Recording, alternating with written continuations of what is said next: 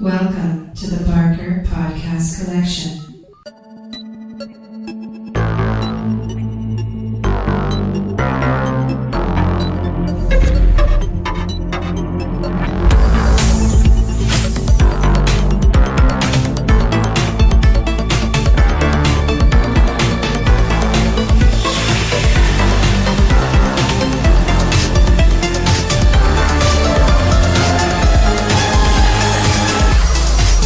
Welcome to the Not Watching Podcast. My name's Rob Howard, and this week I'm joined by Ian Bruce and Marcus Hurley. Let's begin going through some of our top TV shows of 2017 then. And yeah, this has been jumping around a bit. Yeah, I'm quite happy with this, I think. I'll start with my number 5, which is a show called Patriot. They're doing a second season of this soon. It's on Amazon, and it's a really weird one. I covered it in some detail earlier in the year, but it came out kind of at the beginning of 2017 and was all about a CIA guy who was a bit of a stoner folk singer who ended up in a very convoluted, crazy story involving terrorists and madness. It was just crazy, and it just had such a weird vibe to it. It's just so unique and really quite unlike anything else. So yeah, number 5. That's like my my shout out for a film that a show that I don't think too many people saw. So that's my number 5, Patriot. Yeah, once again, my number 5 is difficult. I still don't really know. I'll tell you what makes a really good podcast is somebody thinking. Yeah. Well, if I put the microphone close, you can hear the hamster wheel going round. Listener, we're watching Marcus think. Oh, okay. Well, you know what? Fuck it. I'm going to do it. My number 5... Drum roll, please. ...is American Gods. Okay. That was in my top 5 for a while. Why was it your number 5 then, Marcus? Because I just picked it. No. That'll do. It's an eternal number 5 between 3 of them, and they were all very similar in my book. The thing that makes them all good for me makes it so bloody difficult to pick it and pin it down at number 5. But American Gods, I just enjoyed it. Batshit crazy story. Wondered where it went, even though I read the book. It was fun, and it was nice to see some of Neil Gaiman's stuff translate to the screen without going full-on Legion. Because I was worried it was going to lose itself and go mental, and then it kind of didn't. So I'm looking forward to more. Yeah, I'll leave it there. If anyone else has one of the other ones of my top 5 that pop up, I'll pick it up then. Well, I really think this could go so many different ways because I mean, a lot of stuff I thought was going to be in my top 5 isn't. So let's see how it goes. What you got, Ian? So, listener, before the podcast, young Rob kindly provided us with a list of everything with which we could get stuff to say he did the work for us basically, and just provided a massive list of everything that came out in each of the years, which was extremely useful. It was editorialised, but. Sure, absolutely, but it was a handy reference list of things that's come out because I just thought you might not remember everything. A lot of things have come out. However, as is our wont in many countries, it was primarily US based. In fact, it was just entirely US series, and there's no denying they produced some really excellent stuff. However, 4 of my 5 are going to be UK productions, just because there's 1,000 podcasts that deal with the US stuff, and I know a lot of it's going to appear, and my number 1 is a US show, US-funded show. But just to mix it up a bit, and to remind people there's homegrown shit as well, my number 5 will be Broadchurch. Ooh. Which... That was season 3, right? It was the last season. I'd forgotten about that. With the most beautiful final shots of anything like that for a while. It was just delightful.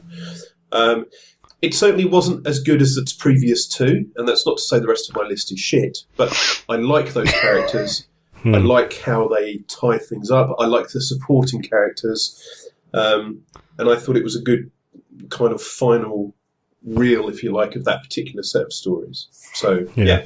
It was interesting to see Lenny Henry, in a strange role.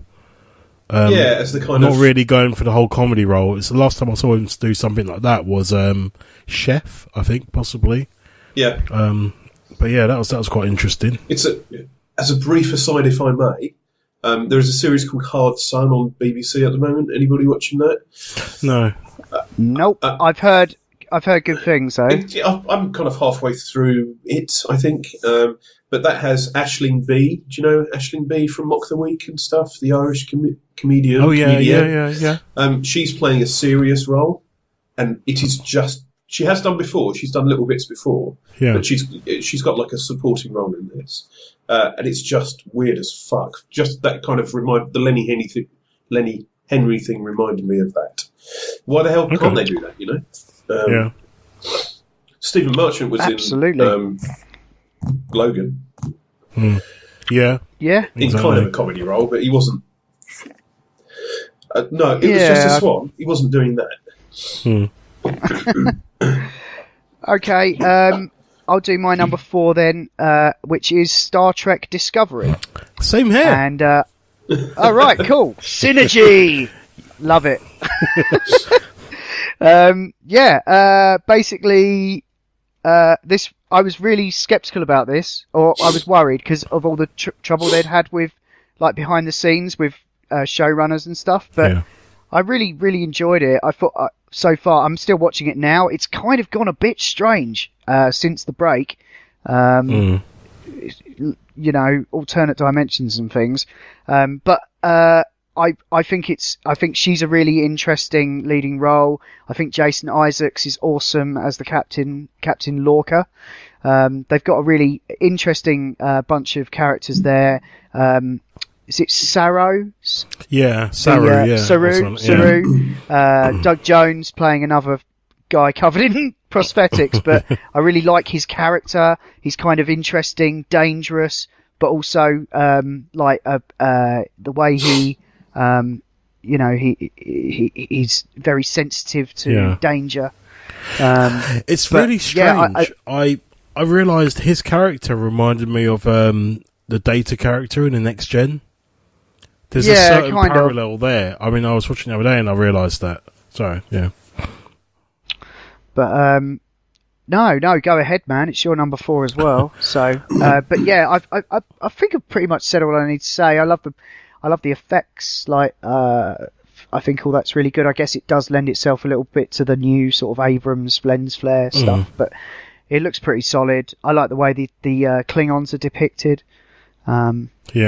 And I like her whole setup. You know, being sort of Klingon heritage. Well, not heritage, but upbringing.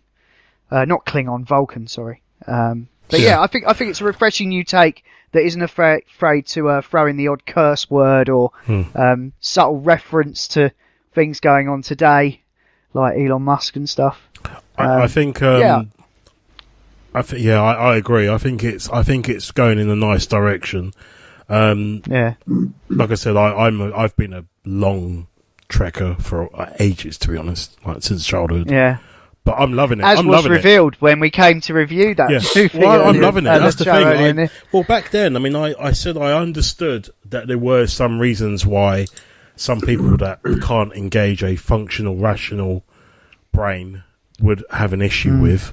But I just wanted to see where it went, and it went somewhere awesome, and I'm watching it, and I'm loving it. And I think it's cool. So good. I think it's better than the movies. And I think it's taken the good things from the movies and married them with some of the things from the series. So it's about characters and about the interactions. And also, you know, it's about possibly where the darker side of the Federation's come from the way that Isaacs acts as the captain. Because there's always been this element in, you know, prime traditional Trek of a rogue part of the Federation. And this kind of shows how... you know, some decision makers, you've got the whole squeaky clean part off, and they're always reprimanding him, but he's like, no, screw you, it's my ship, my rules, I do what I want. And it's lovely. And this, coming back to it now, I mean, you were saying about the whole alternative dimensions.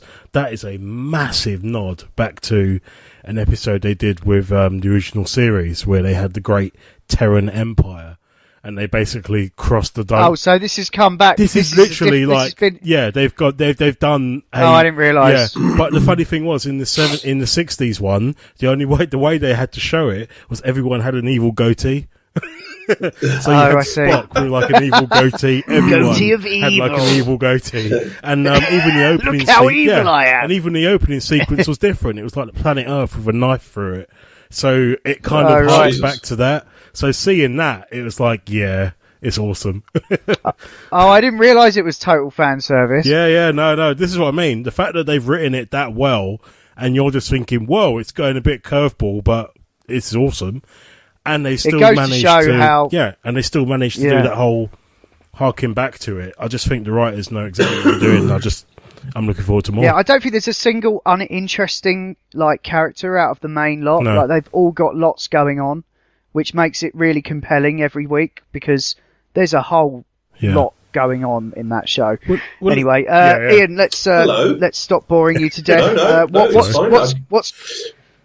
What's going on back in Blighty? Well, in this little island we like to call home, this is possibly a stretch for this year. I'm fairly sure this was this year. Certainly some of this season, this we're in this year. But I'm going to go for Catastrophe. Oh, okay. Yep. I think that was definitely some of it was this year. Yeah, I think they were filming it last year when Carrie Fisher died.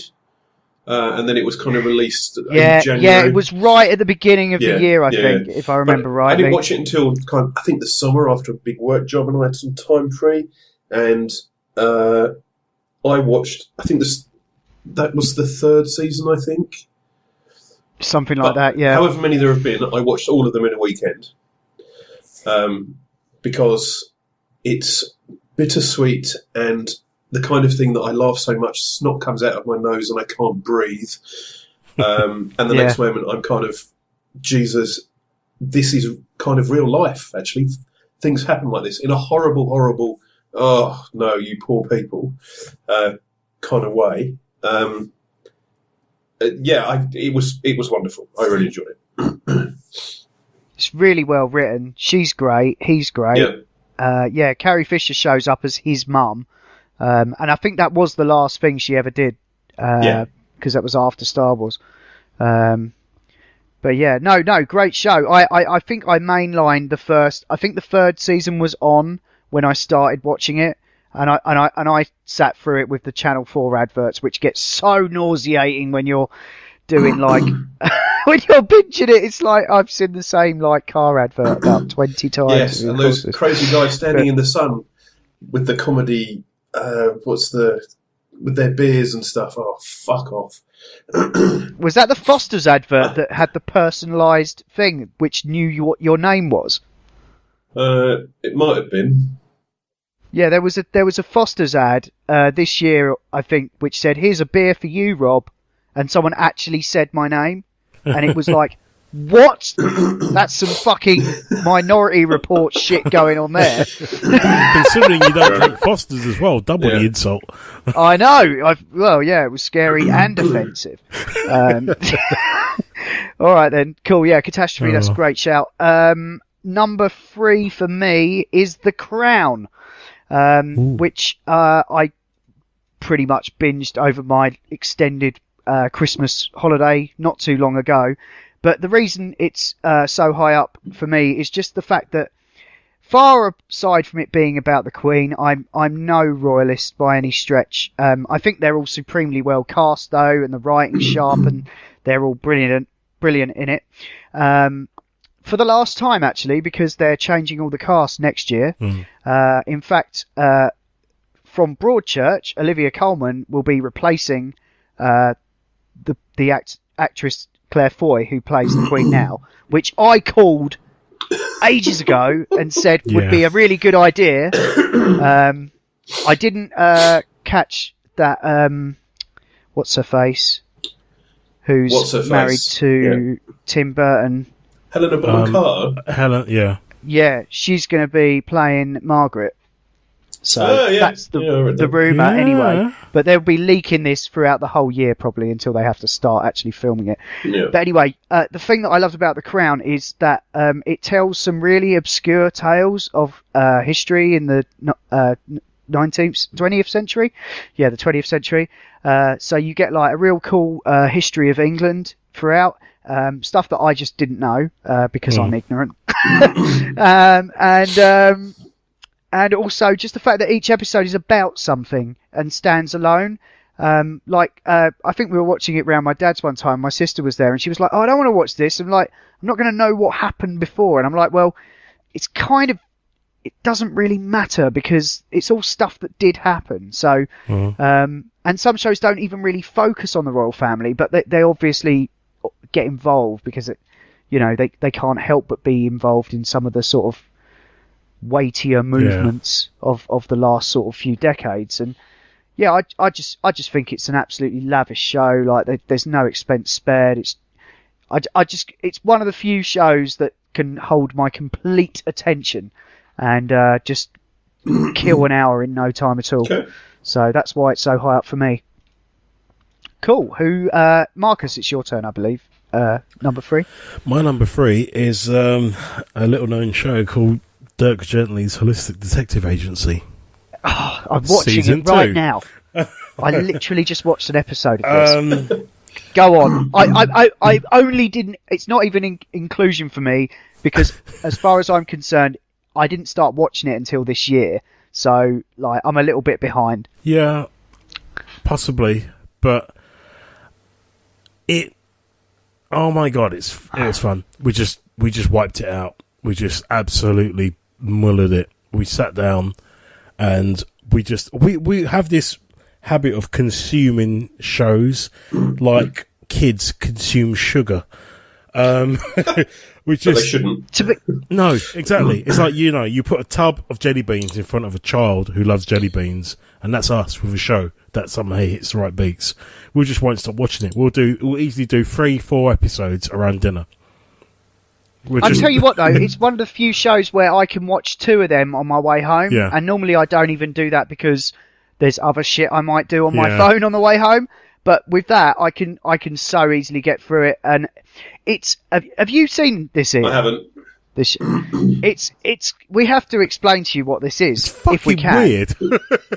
It's based on guy who did Hitchhiker's Guide, Douglas Adams.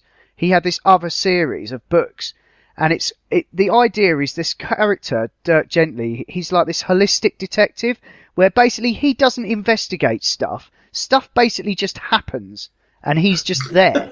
So he'll be like, Okay. "I figured it out," and you're all like, "Yeah, we know, you fucking idiot, obviously." Like, It literally all falls together in front of him when he goes, and then just like puts it together and does the Ace Ventura explanation, and then we're like, yeah, and he yes, finds it. You've just explained the last 15 episodes. Well done. Well done. Jesus. Yeah, but it's really batshit. There's also a holistic assassin in it called Bart, Yeah. who's actually played by the guy who played Grima Wormtongue in Lord of the Rings, his daughter. God knows why I know that, but Google. She's like this filthy-looking woman who looks like she's never washed in her life, and but basically she just kills people, and like she can't be killed herself. But she just, locks don't work on her, things like that. It's really balmy. But it, honestly, like, if you just want to, like, just watch stuff happen for 40 minutes, like, it's pretty good. Like, it will take you to some places you didn't expect, I guarantee you. And Elijah Wood's in it. Yeah, the fact he's in it, and he, like, goes out and promotes it. But his character is so, like, incidental. He's almost like you in it. Like... He's like he's like your, the ambassador for you to get into the show, because I guess he's like the most normal person in it. But sort of. But that's the thing. He's like, yeah, he's such a weird. I thought he was a guest appearance, and he would like naff off after episode 2. But no, he's like sticks the most around. biggest he just name in hangs it. around, and he's part of it, and gets into the story, and just weaves his way in, and in a minute now you're thinking he's going to pull out a ring and start climbing a mountain, but he doesn't. I mean, he's very much. It's very much an ensemble. Yeah. Oh, there are some. John Hannah is in the second season, and also who played K2SO in Star Wars? Alan Tudyk. Oh God, Alan Tudyk. yeah. He's Ian, playing you need basically to a watch the hitman first kind season so you can get up to the second season. His character in this season, we looked and we just literally did a double take, looked at each other and went, yay! And then we heard him speak and act and we went double yay.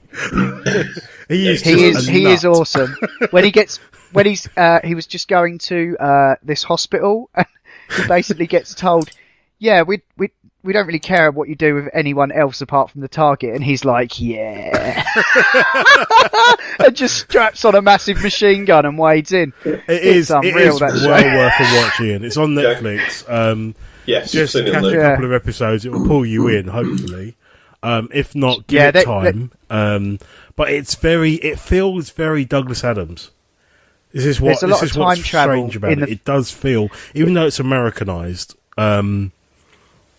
it does weirdly feel a bit there. You can feel a bit of Red Dwarf, a bit of Hitchhikers in there somehow. A bit of Doctor Who, maybe in its weird, twisted core. But yeah, it's definitely. I would say it's definitely one of the better things to watch on Netflix.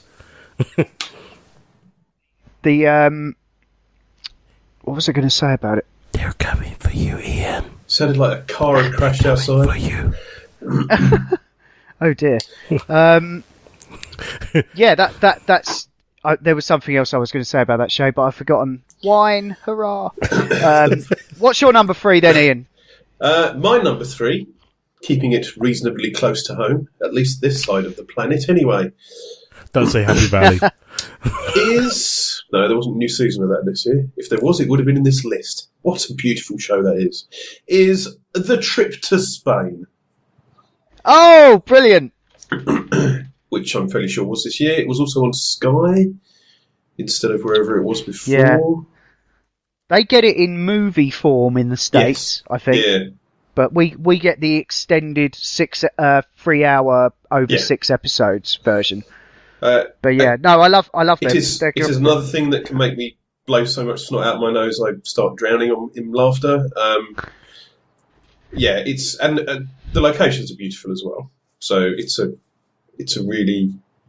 like going out with a couple of mates that you just go out to sit and watch them be dicks to each other.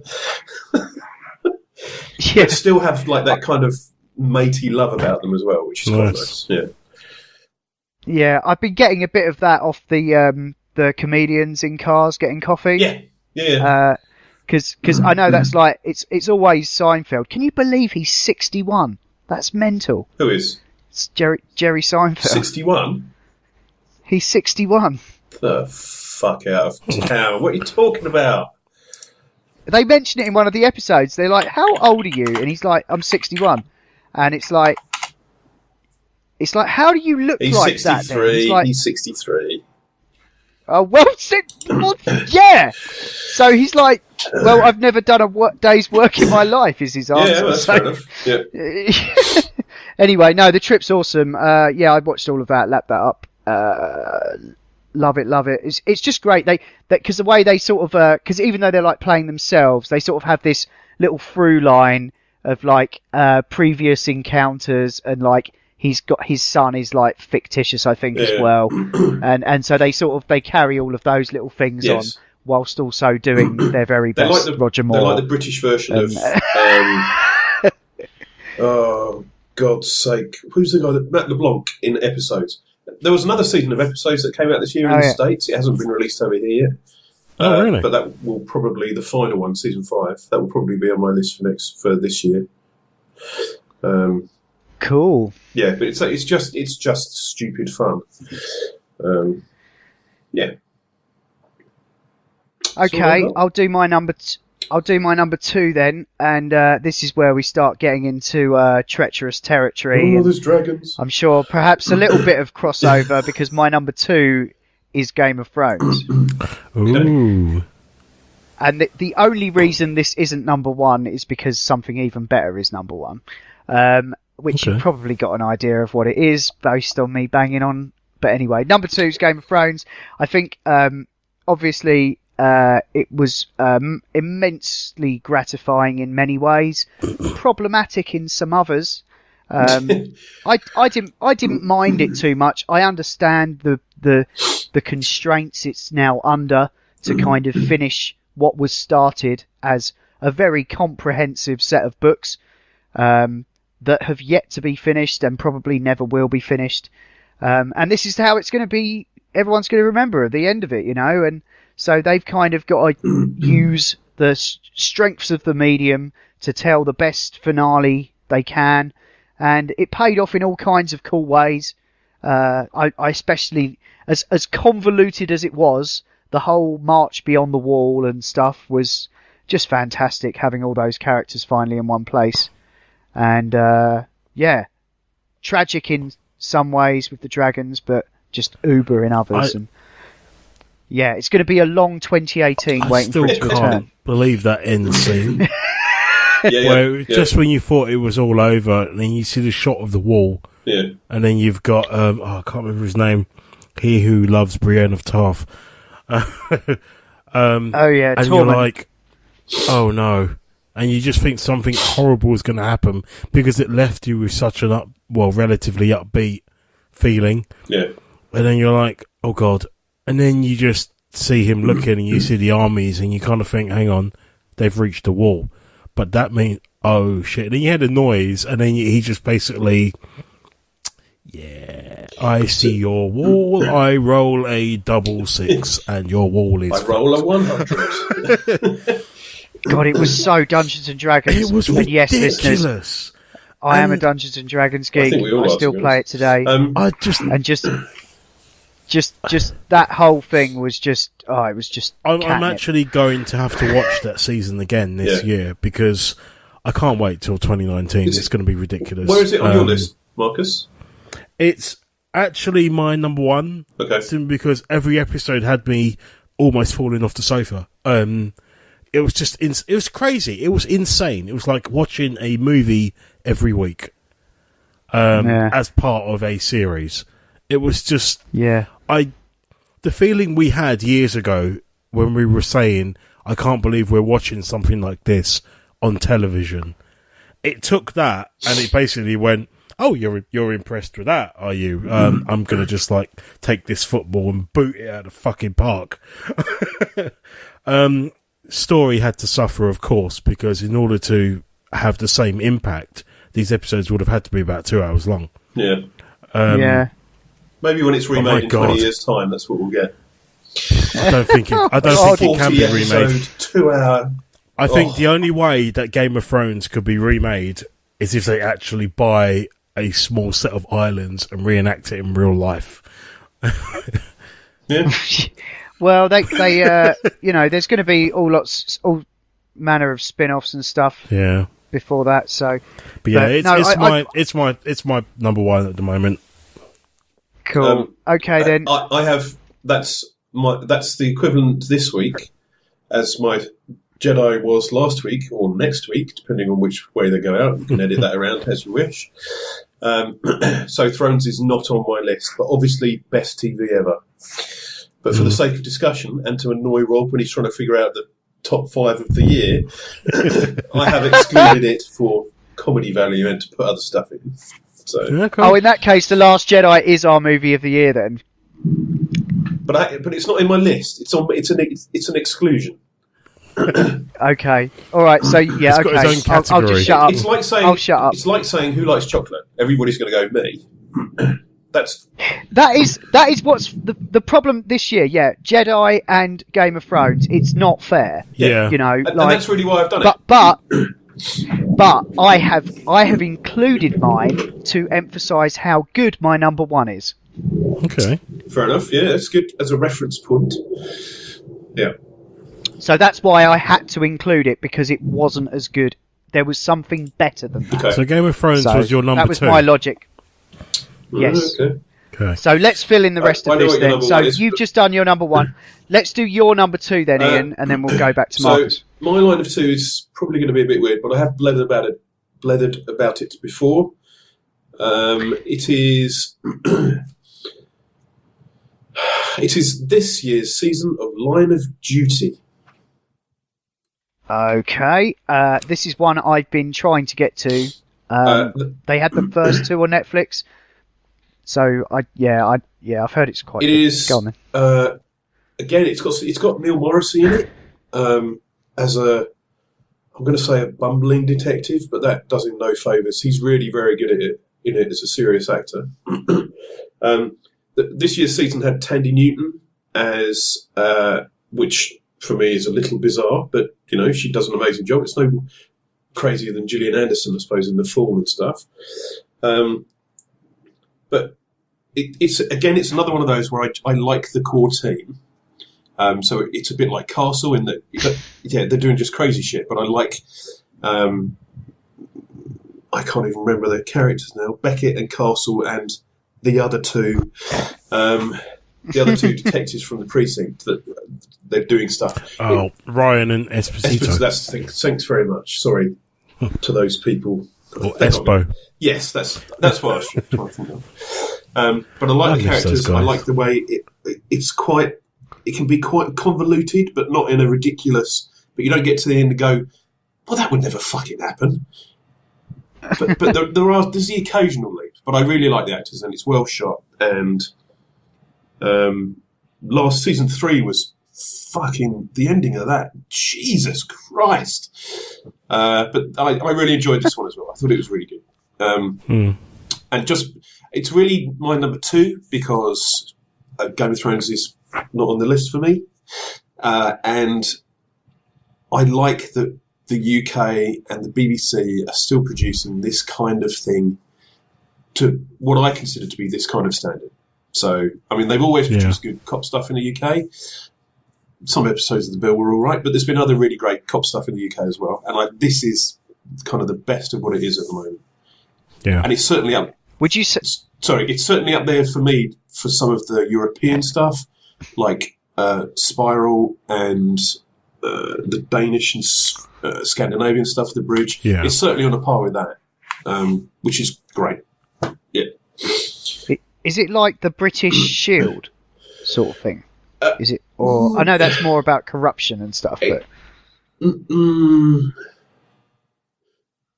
Or would there be a better comparison? Or is it uniquely British? I do think well, that's the thing. Some shows are different. It's like I remember a little-known show.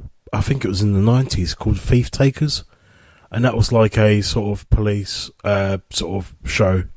And that was, you couldn't really compare that to most other things because it was just its own thing. It was really good, really gritty police drama set in Britain, in the UK, in London as well. And it was kind of reminding me of early Spooks, right, where you couldn't necessarily compare it as an American parallel, but Spooks you kind of can. Yeah, I mean, that, yeah. I can't really think of anything else that would be like, even the American cop stuff. But it's not really procedural. It's like, I can't remember, it's like 8 or 10 episodes or 6 or something. But there isn't a murder of the week. It's a single thing over 10 episodes. So it's like Broadchurch in that there's one thing that they're trying to do. And then it's figuring it out, and stuff will happen in the last 2, and you'll go, that's because of, and that'll be, and it's extremely twisty sometimes. I don't know how to describe it. The first season, there hasn't been a bad season of this, and then it doesn't feel like they're repeating themselves either, which is kind of unusual. I do think they should stop it at the next one. Although I think I've read that we've got stuff we could do season 6 and 7. That might have been something else, which is okay, but the quality has to be maintained. Otherwise, you'll start diluting it, and it will be how Game of Thrones might be in the last, where it just becomes the thing that everybody talks about, like the ending of Dexter. Because let's not forget that at least the first 4 seasons of Dexter were amazing television, and everybody watched it, or a lot of people watched it. And then people started... This podcast was... The foundations of this podcast are based on the final moments of Dexter. Yes. Yes. And from the ashes of fucking lumberjack despair. God. Yeah. I can't believe I sat through all of that as well just to catch up and then be despaired also. You mean the podcast we made? No, the show. All those seasons, all that time, gone to the winds. Yeah. Never mind, eh? Speaking just quickly, speaking of British shows, there's one I'm looking forward to. A new series of Luther. Idris has said he's on board, and I think writers are beginning to do that. But I did hear that. Hold that thought. Yep. We're going to do all that after this. So, hold that thought. What's your number 2, Marcus? My number 2 is... Don't do it. Being a comic book guy, I've gone for a comic book sort of show. Right. Some say Which one he punishes those who prey on the innocent.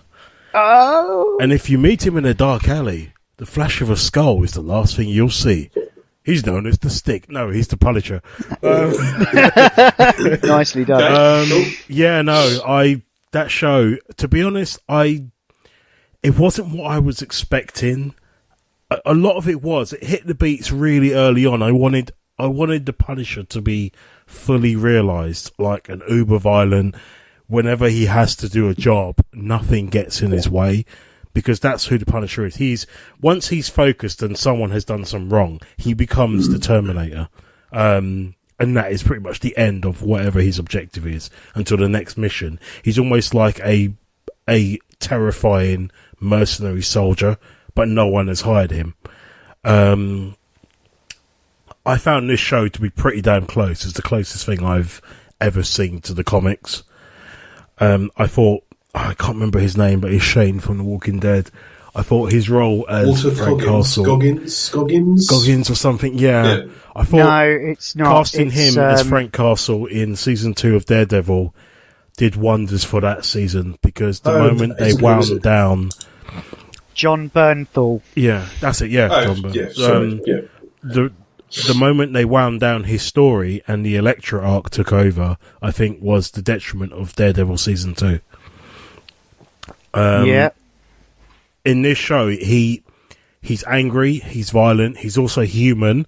He also does the weird Luke Skywalker thing at the start where he just wants to be left alone. Where people are talking to him and he's just sort of gone away. And it's kind of weird because the show picks up not where we expect, because we last see him where he has become the Punisher. And then this show takes place after he has exerted his revenge, the story that we all know, the people responsible necessarily for this. He goes after people and he's almost wound down his war. And then we see him where he's basically laid low, and then there are ghosts from his past that try to dig it up again, and then he's called back in. But I just found him really likeable as a kind of character. It was almost like this is a Frank Castle that was almost believable.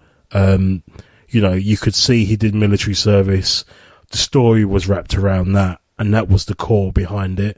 It was about how he had these people, and they were essentially all that was left of his family. And then you find out how integrated they were. And every time you met a new character, you weren't sure which side they sat on, whether they were going to end up siding with him or joining against him. And I found it to be really intriguing. Again, it was almost like a Western's pacing. They introduced new characters, and it was like a piece of theatre. Cool. You're not sure where it was going.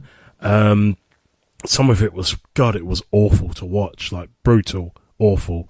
He took serious beatings. It was just ridiculous.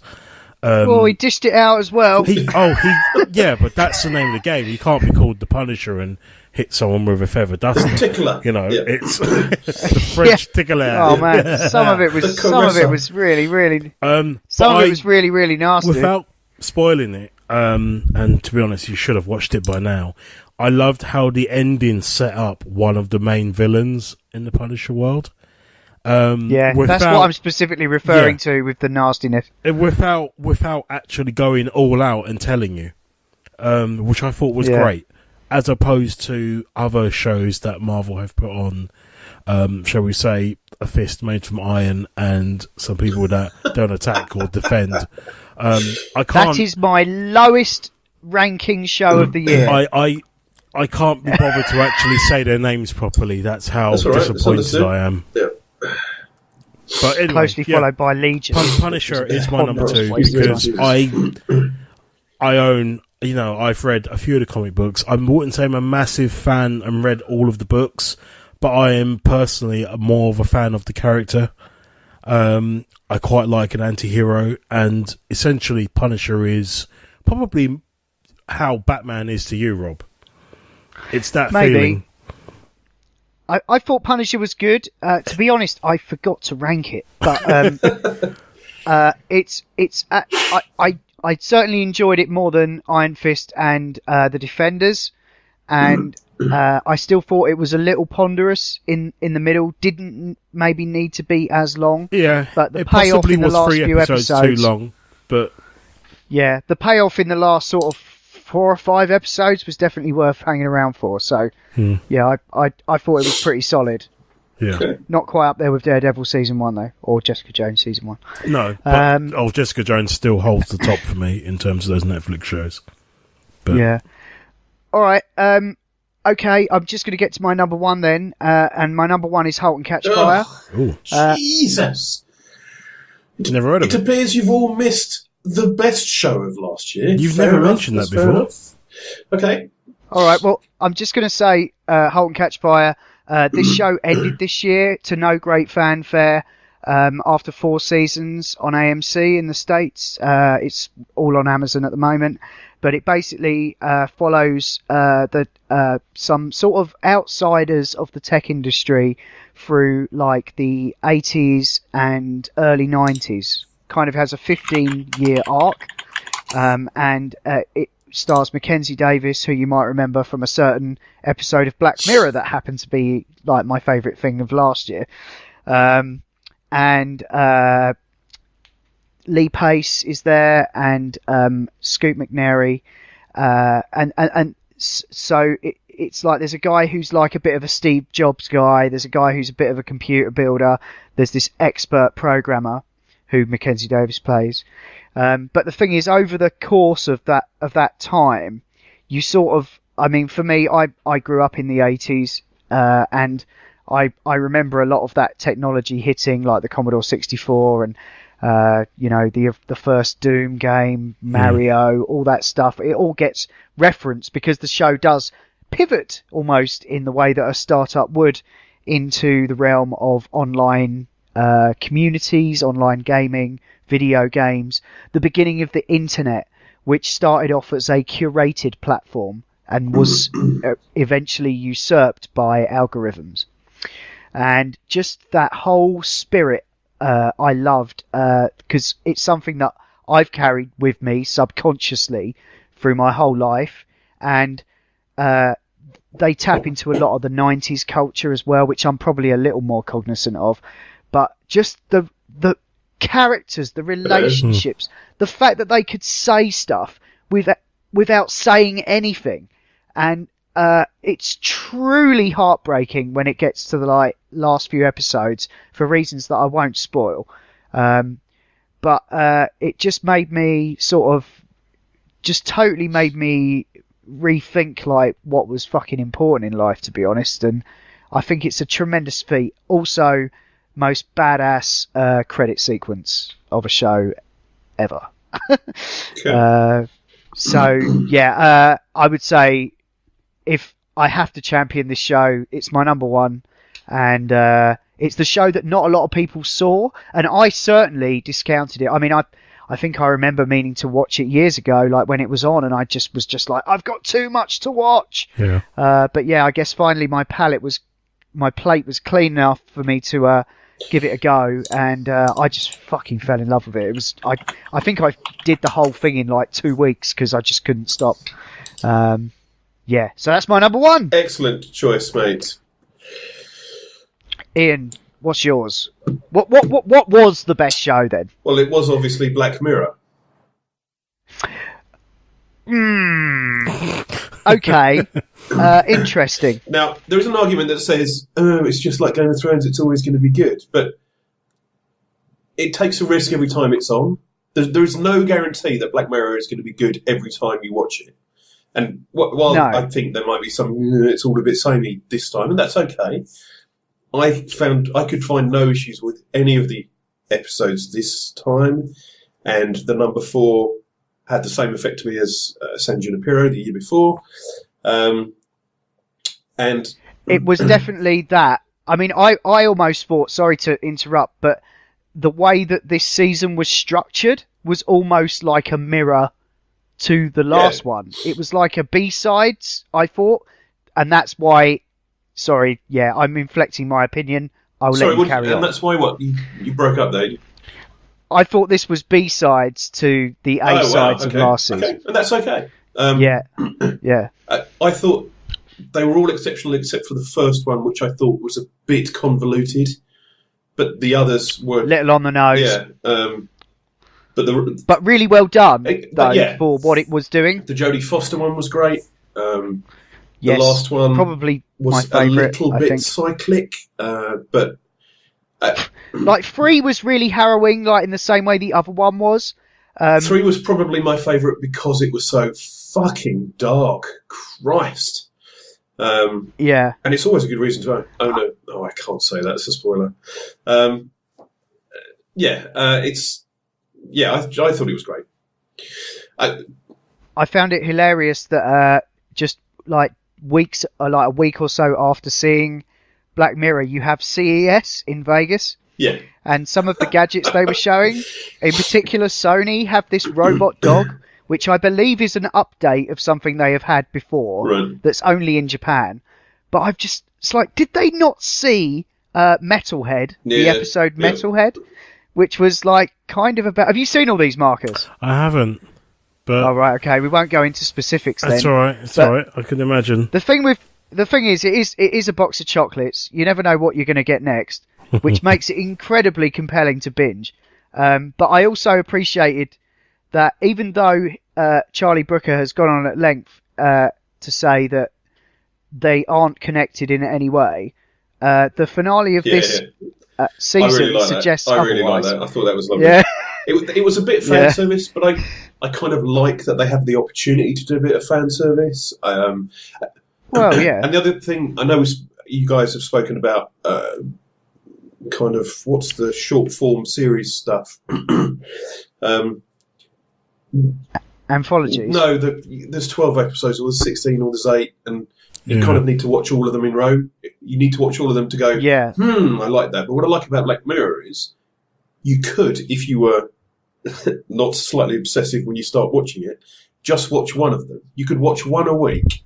You could watch one now. You could watch one in 2 months. And in what universe would... but I'll just watch one a month. That'll do me. Until the obsession with it hits. It's the kind of thing that you don't need to watch all at once. Obviously, I did watch all of them all at once. I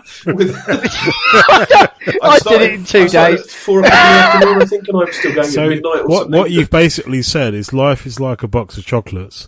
And you have a massive sweet tooth. Yes, and that's I do for that because I don't. If I got to episode 2 and I didn't like that, then I could try episode 3 because it's its own thing. Instead of where it's a 24 episode season, when do I actually decide? Well, that's shit. I mean, even Luke Cage, I was quite near the end before I went, holy fuckballs, even a poo would be more rewarding than this. But that's much easier to do with anthology stuff. So no, I totally I have all kudos for you having this at number 1. I remember last year when I did it, you were like, "You fucking git," like because you forgot it come out. So I'm making up for that. No, it is brilliant, and it's almost like you've carpet bombed this by just basically having your number 1 as like 6 of the most original concept you've basically movies. Just unzipped and smacked us all in the face with it. That's what you've done. Well, I'd have to get pretty close to actually doing that, but okay. All right. I was going to do honourable mentions, but your number 1 was Game of Thrones. We're running quite late. My number 1 was, but I do have an honourable mention that I think is worth mentioning. Okay. And I think it possibly might be one of yours, Rob. A little German series called Dark. Oh, yeah. This, this is in my top 10. And yeah, go ahead. Crazy. I was initially billed this as a German version of Stranger Things, but it was so much more. It's so weird. I would say it's kind of like a mashup between Stranger Things, Fortitude, and I can't remember what else. Twin Peaks? Yeah, Twin Peaks. It's all set in a little town, a little forest, German sort of village. And something's happened, and they mention the fact that there's a nuclear power station, and there's an incident that's happened. It starts off with a missing child, so immediately you think it's going to be a bit Stranger Things. Oh, this is just a German rip-off. And then it just does its own thing. It literally just doesn't give a fuck what you're thinking.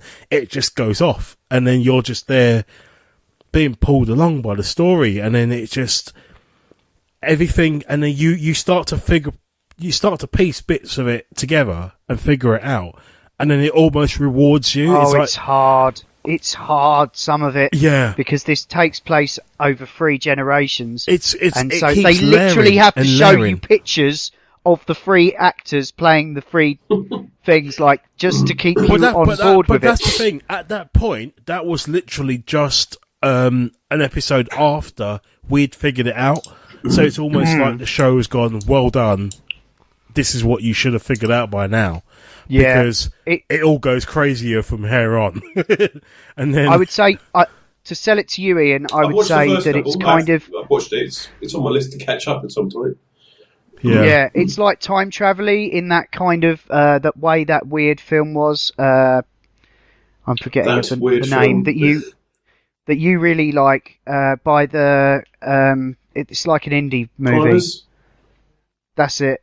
So it's like that, like the snake eating its own tail a bit, and but also it's got a bit of the Scandi noir about it as well.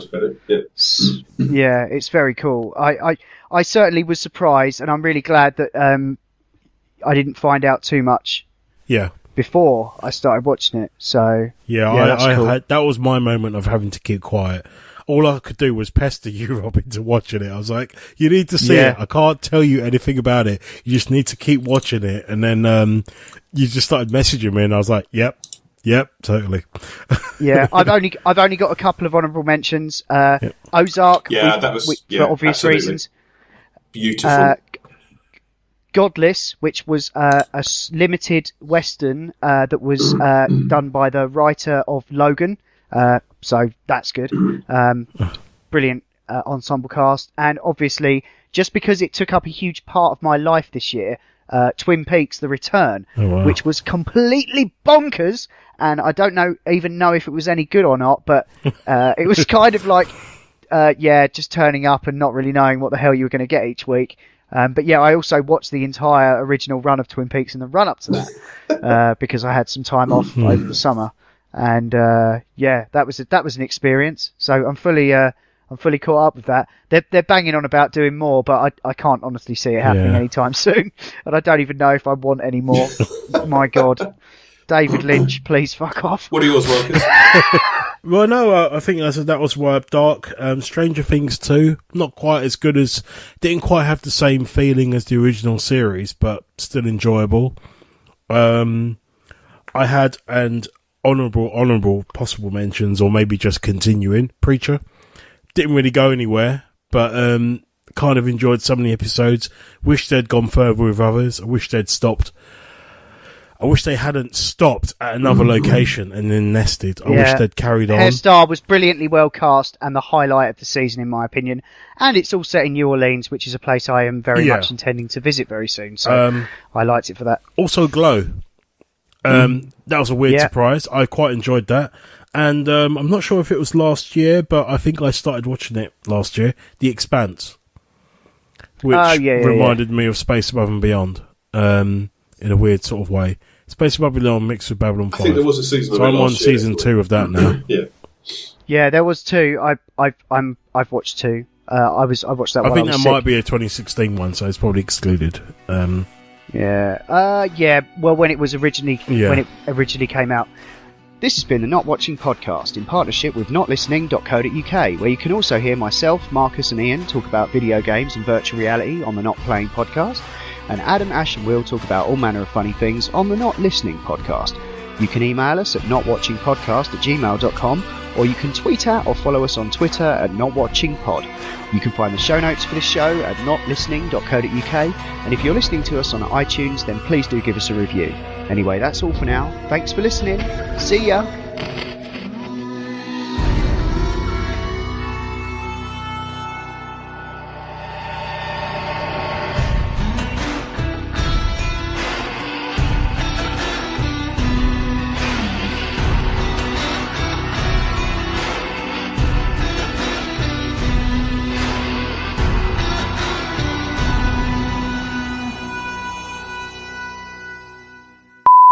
Cool. I want Yes. to take a breath. Excellent. Who wants to go I am. I can't because I managed to drop my gut spectacularly in the middle of that. Oh, dear. So enjoy We'd that. never have known. We'd never have known. Good work. We thought were the basically green- pissing ourselves. And We thought the green haze around you, Ian, was just a colour defect on your webcam. No. You have I'm to afraid keep the that evil out. That was my honest Oh, dear. coughing.